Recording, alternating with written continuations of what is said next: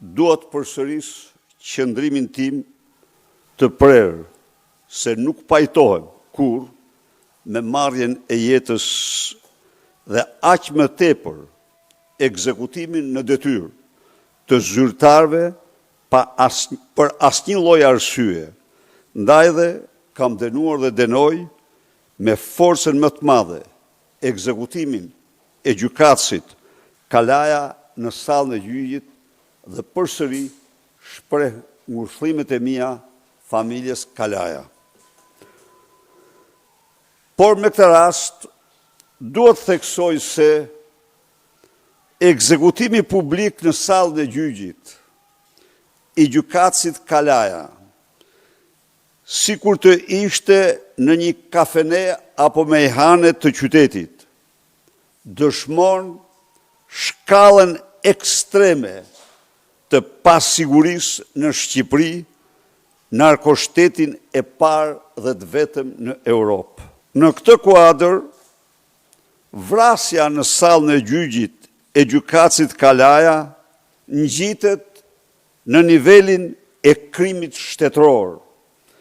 Dhe kjo, jo se plumbat u shkrehen nga shteti, por sepse vrasja ndodhi në mungesë të plot të gjitha përgjegjësive dhe detyrimeve shtetërore, qoftë dhe atyre më minimale për mbrojtjen e jetës dhe veprimtarisë së zyrtarëve të shtetit brenda institucioneve të tyre.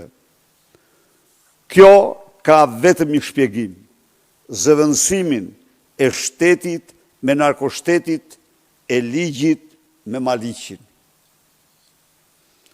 Tani do rikthehem përsëri tek reagimet, duke shtuar përsëri se vrasja e drejtësisë është triumfi i vetgjyqësisë, që në të cilën askush nuk ka të ardhme.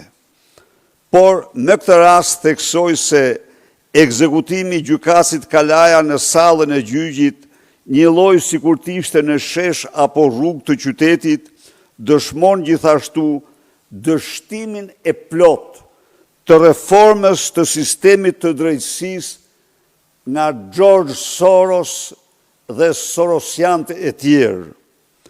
Të bazuar kjo në korrupsionin më të madh kombëtar dhe ndërkombëtar, reformës që de facto privoi qytetarët shqiptar nga një proces i drejtë ligjor.